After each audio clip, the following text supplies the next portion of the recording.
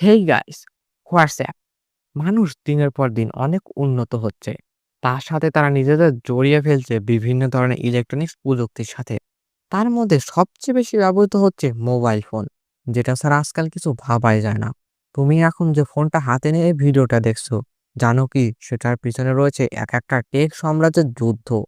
আজ আমরা জানবো 5টি মোবাইল কোম্পানির কথা, যারা শুধু ফোন বানায় না, প্রযুক্তির ভবিষ্যৎ গড়ে তোলে। আর তোমরা এমন কিছু কথা জানবে যা শুনলে হয়তো তোমরা অবাক হয়ে যাবে। চলো শুরু করি আজকের ভিডিও, শেষ পর্যন্ত দেখবে কারণ লাস্টটা হয়তো তোমাকে চমকে দেবে। প্রথমেই বলি স্যামসাং এর কথা।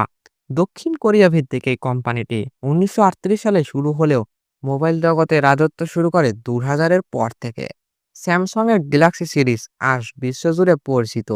তাদের তৈরি ফোর টেক দুনিয়ার নতুন এক মাত্রা এনে দিয়েছে। 2024 সালে স্যামসাং এর মার্কেট শেয়ার ছিল প্রায় 20%। আর তোমরা তো স্যামসাং আল্ট্রার ব্যাপারে জানো, এটা গত বছর ফোন অফ দ্য ইয়ারের অ্যাওয়ার্ড পেয়েছিল। এটার বিষয়ে তোমাদের আর কি বলবো। এছাড়াও তাদের রয়েছে নিজস্ব চিপসেট, ক্যামেরা সেন্সর ও অ্যামোলেড ডিসপ্লে, যা সারা দুনিয়ার জনপ্রিয়। স্যামসাং এখন নতুন ফোন বানায় না, বানায় প্রযুক্তির ভবিষ্যৎ। দ্বিতীয় অবস্থানে আছে অ্যাপেল।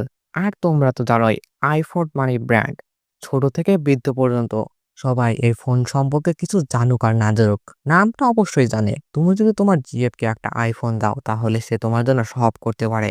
আমেরিকান এই কোম্পানি 2007 সালে স্টিভ জবসের হাত ধরে আইফোন বাজারে আনে। আর সেখান থেকে শুরু হয় প্রযুক্তির বিপ্লব। আইফোনের আইওএস অপারেটিং সিস্টেম এতটাই সুরক্ষিত আর ইউজার ফ্রেন্ডলি যে অনেকেই অ্যান্ড্রয়েড থেকে অ্যাপেলে চলে যায়। 2024 সালে অ্যাপেল ছিল বিশ্বের সবচেয়ে লাভজনক মোবাইল কোম্পানি। তাদের মার্কেটিং শেয়ার ছিল প্রায় 18%। অ্যাপেলের ইকোসিস্টেম এমনভাবে ডিজাইন করা যেখানে আইফোন, আইপ্যাড, মাইক্রোবুক সব একসাথে কাজ করে। এটাই অ্যাপেলের গেম চেঞ্জার সিস্টেম। দ্বিতীয় অবস্থানে আছে শাওমি। কম দামি ফোন মানে শাওমি ব্র্যান্ডের ফোন। চীনের শাওমি কোম্পানি প্রমাণ করেছে যে কম দামে ভালো ফোন বানানো যায়। 2010 সালে শুরু হয় এই কোম্পানি ভারত সহ অনেক দেশের শীর্ষে উঠেছে। শাওমি এর মি সিরিজ, রেডমি সিরিজ এবং পোকো সব ব্র্যান্ডই দারুণ জনপ্রিয়। তাদের মি ইউ অপারেটিং সিস্টেমে আছে নানা ধরনের কাস্টমাইজেশন ফিচার। শাওমি শুধু ফোন না, টিভি, স্মার্ট ওয়াচ, রাউটার সহ অসংখ্য গ্যাজেট তৈরি করে। 2024 সালে তাদের মার্কেট শেয়ার ছিল প্রায় 12%। চতুর্থ এবং পঞ্চম নাম কিন্তু একই কোম্পানির আওতায়, বিবিকে ইলেকট্রনিক্স।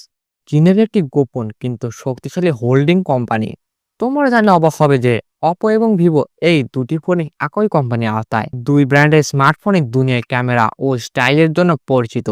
বিশেষ করে তাদের সেলফি ক্যামেরা ইনভেনশন এবং পপ আপ ক্যামেরা নিয়ে প্রথমে আসে অপো।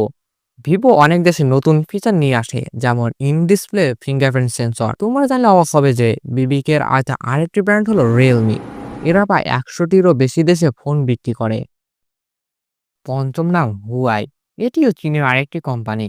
চীনের এই কোম্পানি এক সময় বিশ্বের 5G টেকনোলজির নেতৃত্বস্থানে নাম ছিল। তবে ইউএসএ নিষেধাজ্ঞার কারণে তারা গুগল সেবা হারায়। তারপরে হুয়াই হাল ছাড়েনি, তারা নিজেদের ওএস হারমোনি ওএস তৈরি করেছে। তাদের ক্যামেরা কোয়ালিটি লাইসা এর সাথে পার্টনারশিপের মাধ্যমে অনেক উন্নত হয়েছে। হুয়াই এখনো এশিয়া ও ইউরোপে শক্ত অবস্থানে আছে। এই ছিল বিশ্বের 5টি সবচেয়ে শক্তিশালী মোবাইল কোম্পানির গল্প। তারা শুধু ফোনই বিক্রি করে না, তারা ভবিষ্যতের প্রযুক্তিকে মানুষের হাতের মুঠোয় এনে দেয়। তোমরা কে কোন ফোন ইউজ করো তা অবশ্যই কমেন্টে জানাও। ভিডিও ভালো লাগলে লাইক দিও, চ্যানেলটাকে সাবস্ক্রাইব করো আর শেয়ার করো তোমার টেক প্রেমী বন্ধুর সাথে। তো আজকে এ পর্যন্ত, আল্লাহ হাফেজ।